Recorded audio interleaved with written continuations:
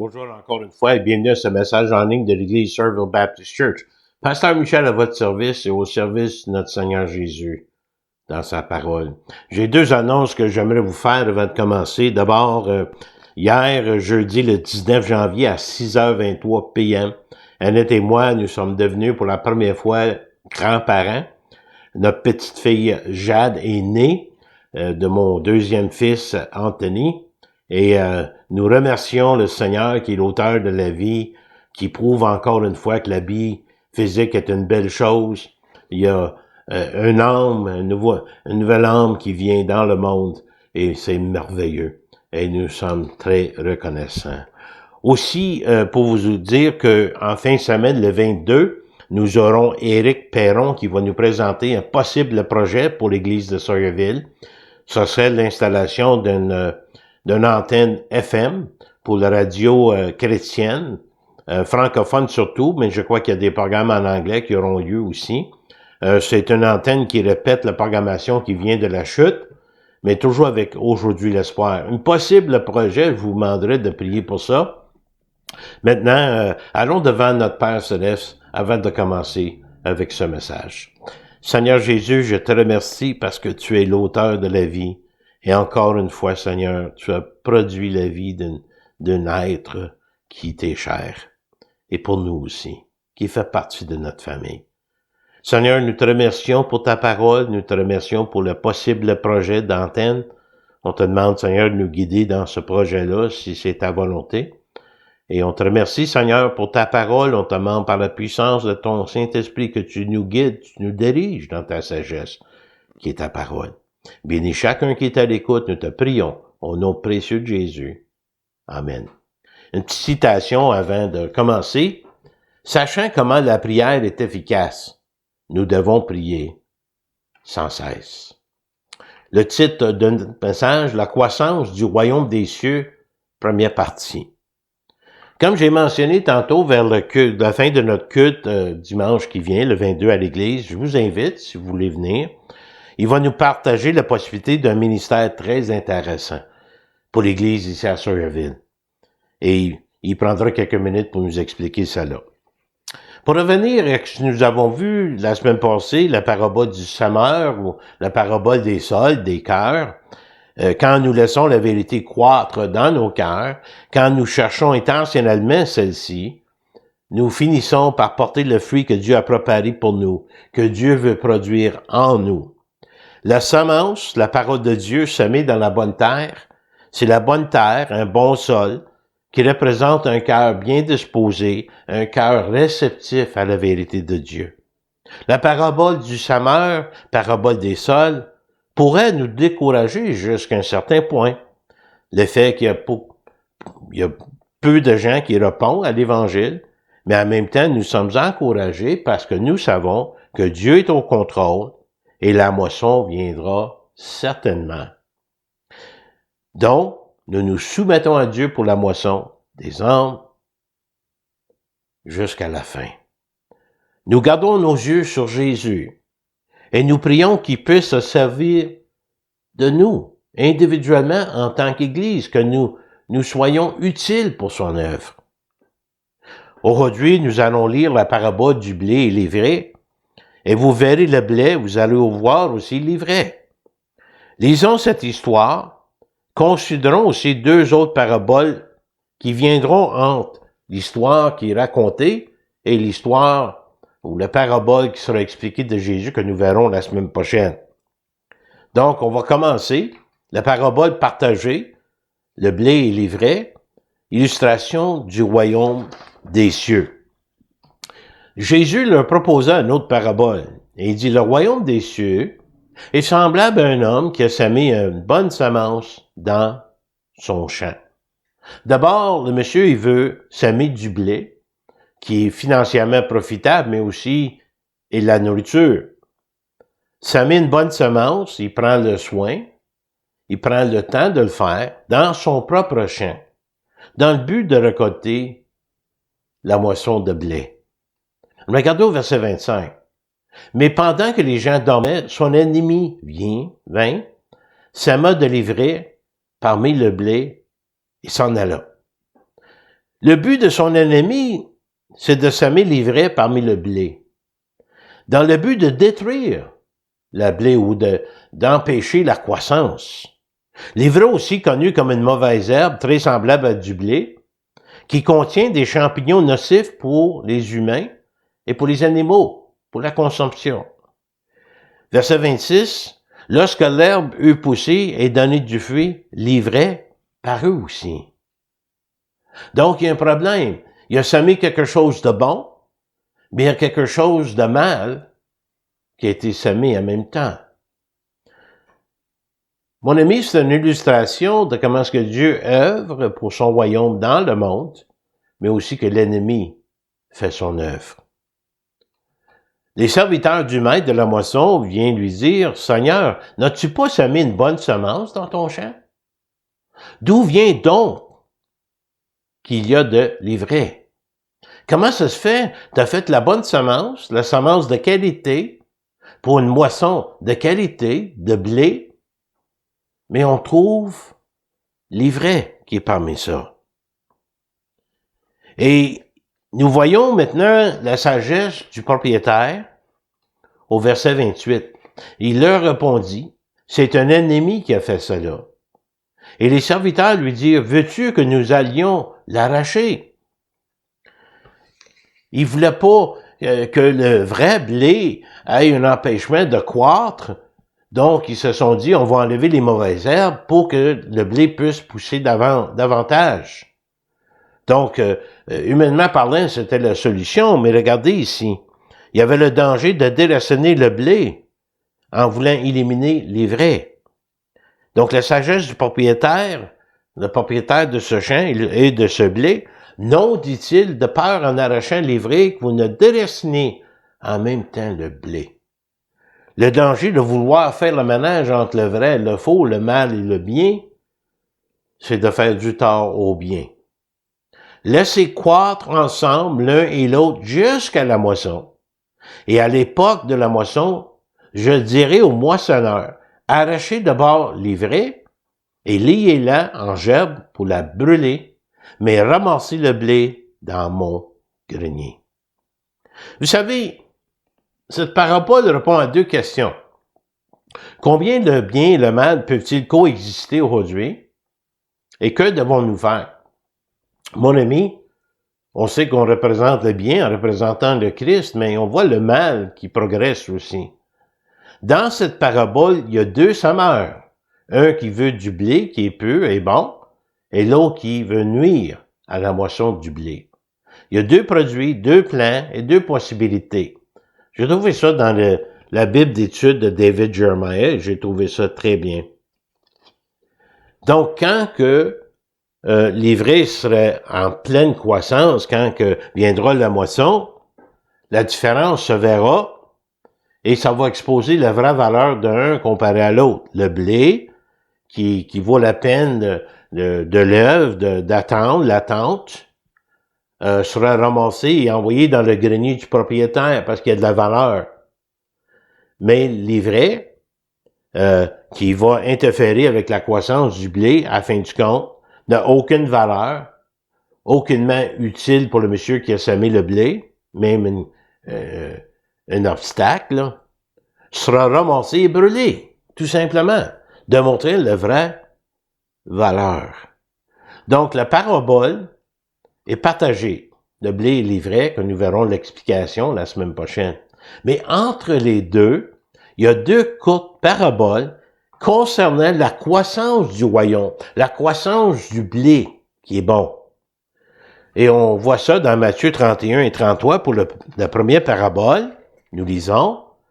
Il leur proposa une autre parabole et il dit, « Le royaume des cieux est semblable à un grain de sénévé qu'un homme a pris et semé dans son champ. C'est la plus petite de toutes les semences, mais quand il a poussé, il est plus grand que les légumes et devient un arbre, de sorte que les oiseaux du ciel viennent habiter dans ses branches. » La parabole du grain du sénévé, j'ai marqué moutarde, mais de sénévé, Jésus parle de la croissance externe de l'Église, de l'Évangile, de sa parole, le blé, qui prend de l'ampleur, c'est la croissance du royaume de Dieu, au royaume des cieux. Exemple, un petit groupe de disciples, et ça qu'ils ont annoncé, ça qu'ils avaient comme mission, comme message, se répand jusqu'au monde entier. Donc, ça nous donne le progrès de l'Église de Christ, le progrès de l'Évangile. Le christianisme, dès le début, cru par quelques personnes, des gens simples de tous les milieux sociaux, et on voit la croissance des premiers siècles. On l'a vu dans le livre des Actes, ça commence à croître rapidement, et qui continue à se répandre partout dans le monde aujourd'hui.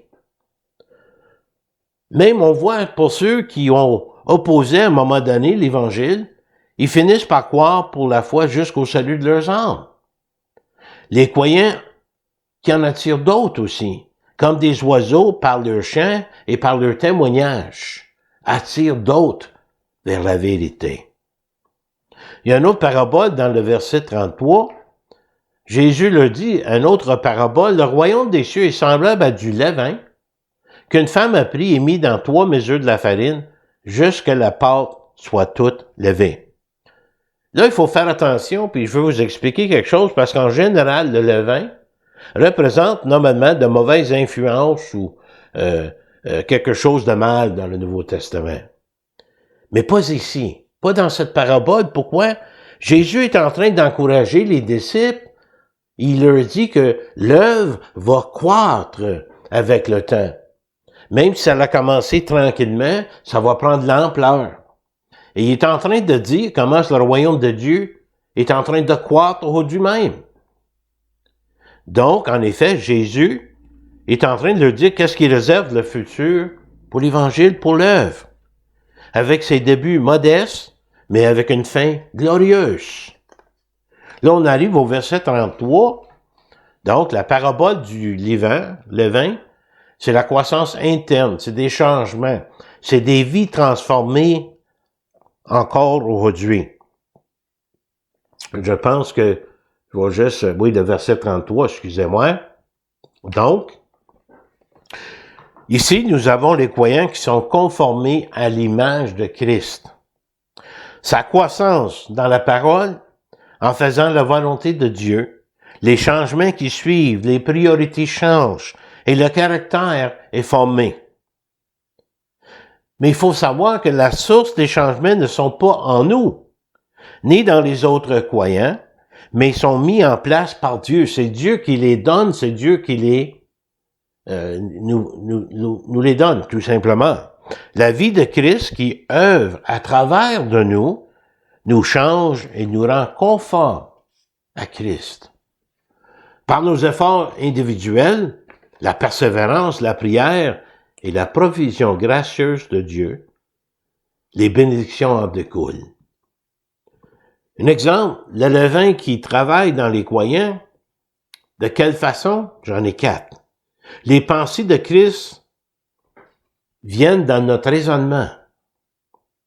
L'amour de Christ dans nos cœurs. La droiture, la justice de Christ dans notre conscience. Et surtout l'obéissance de Christ dans notre volonté. Vous savez, le royaume de Dieu est spirituel et universel. Démontré par le peuple de Dieu, reconnu par leurs œuvres, en tant que fils et filles du royaume. Et notre préparation continue. C'est-à-dire que si Jésus-Christ est votre sauveur et votre Seigneur personnel, vous êtes un fils ou une fille du royaume des cieux.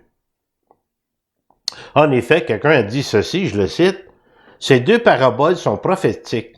Ils nous illustrent comment l'évangile de Christ continue à s'étendre à toutes les nations du monde. » Qui a commencé tranquillement, mais continue. Donc Jésus leur parle de la croissance, la moisson, qui est en train de croître. 2 courtes paraboles concernant la croissance du royaume. En attendant, qu'est-ce que nous devons faire? Prions pour la moisson en travaillant pour le royaume. Ce qui est important comme témoin de la croissance du vrai christianisme, Le fait que l'Église de Christ continue à croître, peut-être pas visible à l'œil nu, mais Dieu le voit. En sachant qu'il y a du progrès, nous pouvons nous attendre à des moments de découragement aussi. Parce que nous sommes témoins en même temps de la croissance du mal dans le monde. Les choses s'amélioreront pas. Quand on regarde le monde aujourd'hui, on se dit on est en train de perdre la bataille. Non, Dieu est au contrôle. Et quand tantôt je vous disais dans le Nouveau Testament, le levain de ma mère représente une mauvaise influence, vous donnez un exemple de Matthieu 16, versets 11b et 12. Jésus a dit à ses disciples, je le cite, « Gardez-vous du levain des pharisiens et des sadduciens. » Alors ils comprirent, les apôtres, que ce n'était pas du levain de pain qu'il avait dit de se garder, mais de l'enseignement des pharisiens et des sadduciens. Quel était le levain ou la doctrine des pharisiens et des sadduciens? Jésus a dit que c'était l'hypocrisie, d'orgueil spirituel et justification de soi. Voilà leur doctrine, leur levain, leur enseignement. Comme livré. Des pharisiens et des sadduciens, comme Satan, voulaient toujours travailler contre la vérité par des mensonges subtils. Mais soyons avertis d'avance. Soyons sur nos gardes concernant le levain de notre ennemi, Satan, le diable et les siens. Le sujet que Jésus va exposer dans son explication de la parabole du blé et du livret, que nous verrons la semaine prochaine. Dans tout ça, Satan est un imitateur du bien. C'est un livret qui peut ressembler à du blé, mais il ne peut que faire le mal. Il ne peut que mentir parce qu'il est le père des mensonges. Il ne peut que décevoir parce qu'il est le père de la déception. Qu'est-ce qu'on doit faire? Prions pour la moisson en travaillant pour le royaume. Dans les versets précédents, Matthieu 9, 35, Jésus était terriblement et injustement critiqué. Mais cela n'a pas arrêté à faire son œuvre. Il n'a pas dit, ils disent des choses terribles contre moi, que dois-je faire, comment les arrêter? Jésus a tout simplement ignoré les critiques et s'occupait davantage de l'œuvre de son Père. Donc, en attendant, faisons comme le Maître. Jésus parcourait toutes les villes et les villages, enseignait dans les synagogues, prêchant la bonne nouvelle du royaume et guérissant toute maladie et toute infirmité. Ben, une chose, vous savez que si on pouvait guérir instantanément et garantir de la guérison pour tout le monde physique, on serait très populaire. Jésus l'était, mais pas pour la bonne raison. Parce que la meilleure guérison que Jésus apporte, c'est la guérison spirituelle. C'est de prendre quelqu'un qui est mort spirituellement et l'amener à la vie éternelle. Regardez la suite. Voyant la foule, Jésus fut ému de compassion pour elle, parce qu'elle était languissante et abattue comme des brebis qui n'ont point de berger. Les paroles émues de compassion nous parlent d'une compassion qui affecte le plus profond d'un être, ici le Fils de Dieu. Il était troublé par ça qu'il sentait, ça qu'il voyait. Parce que la foule était languissante et abattue, Jésus décrit tout simplement l'état de l'homme sans Dieu. Perdu. Regardez la suite. Alors, il dit à ses disciples, la moisson est grande, mais il n'y a plus d'ouvriers. Vous savez, même l'association au Québec des églises évangéliques baptistes, il y a plusieurs églises qui n'ont pas de pasteur, puis des églises de bonne taille. Oui, il faut prier pour des pasteurs, des bergers, et ainsi de suite. Et Jésus le dit d'ailleurs dans le verset 38, « Priez donc le maître de la moisson d'envoyer des ouvriers dans sa moisson. » En priant pour les ouvriers, nous devenons les ouvriers en même temps. Et nous prions pour la moisson. Et toutes les occasions possibles pour sortir, pour répandre la parole de Dieu. C'est ça notre mission. Vous savez, en conclusion, avec tristesse que je vous dis, partage cela, Dieu m'a montré toute une illustration cette semaine. Je peux vous dire, et vous le savez déjà, que Satan est à l'œuvre. Ici à l'église, dehors, dans la cour, j'ai été attaqué verbalement par quelqu'un à qui j'ai déjà visité, j'ai déjà encouragé, j'ai déjà partagé les messages. Il est venu une couple de fois à l'église ici, mais il se sentait jamais à l'aise. Je l'ai encouragé dans sa marche avec le Seigneur. En passant, avez-vous déjà regardé les yeux de quelqu'un qui vous accoste de cette façon, qui vous attaque? C'est pas dur de décerner quand les paroles viennent de l'ennemi, par ça qui est dit. Mais je me demande jusqu'à quel point cet homme réalisait ce qu'il disait. Et je veux vous partager les choses qu'il disait. Il est même pas rentré dans l'Église. Il a traité l'Église en étant un secte, que l'argent de l'Église était de l'argent de sang, ses propres mots, mes amis, qu'un vrai pasteur ne devrait pas avoir un salaire pour prêcher la parole de Dieu, que moi, personnellement, je n'étais pas un vrai berger. Vous savez, ça, c'est pas la première fois qu'on parle de mal en mal de moi. Et ce ne sera pas la dernière fois. Mais ici, il a même attaqué l'œuvre de Dieu, il a attaqué l'Église, la famille de Dieu. Et vous savez, il faut être sur nos gardes concernant les attaques de l'ennemi, comme personne, comme Église, comme groupe. Vous savez, ayant fait tout ce qu'il m'était possible pour faire pour lui, je l'ai remis au Seigneur.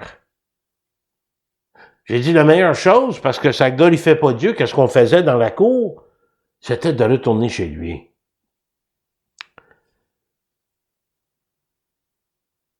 Si cet homme, et je ne questionne pas s'il est sauvé ou pas sauvé, c'est pas à moi de juger. Mais s'il est un vrai croyant, éventuellement le Seigneur va le reprendre et lui montrer non seulement que cela est un déshonneur pour le Seigneur et son œuvre, d'agir comme ça, mais c'est d'attaquer et de travailler contre Dieu même. Est-ce que cela m'a découragé? Oui. Est-ce que cela m'a blessé? Oui. Je dois être honnête. Mais pour autant, est-ce que je suis prêt à abandonner le ministère? Non. Ça m'encourage de continuer le ministère de cette Église. Vous savez, pour le possible projet d'antenne, Satan, il veut pas ça. Et c'est peut-être pour ça l'attaque vient. Notre œuvre est bien simple ici. C'est pour glorifier Dieu. On n'est pas des Paul, on n'est pas des Pierre. On est du monde bien simple. Mais le Seigneur a tendance à faire des grandes choses avec du monde bien simple, bien disposé à le servir. À lui la gloire. Donc, prions pour la moisson en travaillant pour le royaume. Il faut être courageux comme chrétien. Mais le courage fait la différence entre ceux qui veulent faire quelque chose et ceux qui font quelque chose.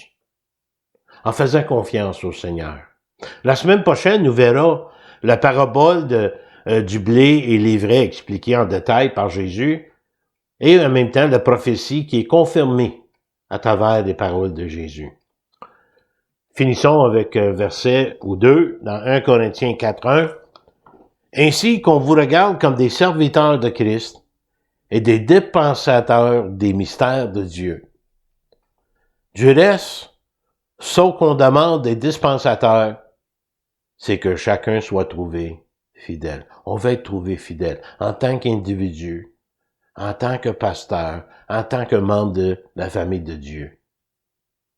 Notre prière, c'est que tu nous trouves fidèles, Seigneur, comme toi tu es fidèle. Puis on ne pourra jamais atteindre la norme. Prions ensemble. Seigneur Jésus, merci pour tes bienfaits, merci pour ce que nous avons vu cette semaine, Seigneur. On te demande que tu nous rends efficaces en ton nom, que tu puisses servir de nous, que tu puisses te glorifier à travers de notre ministère ici à Sawyerville pour atteindre des âmes pour Jésus-Christ. Seigneur, je prie pour cet homme qui a attaqué verbalement, que tu œuvres dans son cœur, Seigneur, et que tu le ramènes au bon sens. Et Seigneur, en même temps, je te remercie pour ceux qui sont à l'écoute, si jamais il y a quelqu'un qui a jamais reçu Jésus-Christ comme Sauveur et Seigneur, par la puissance du Saint-Esprit, convainc-leur de leurs besoins. Et en attendant, nous voulons te remercier pour toutes choses, au nom précieux de Jésus. Amen. Vous pouvez me contacter ici à l'église 819-889-2819, 819-889-2819. Vous avez des requêtes de prière, des questions, des réponses, des commentaires. N'hésitez pas à me contacter. Mon courriel, c'est mihoule@netrevolution.com, toutes les lettres minuscules. mihoule@netrevolution.com. Au plaisir de se parler et de prier ensemble. Mes amis, que le Seigneur vous bénisse. Merci de votre fidélité à l'écoute de ces messages. À la prochaine fois. Que Dieu vous garde.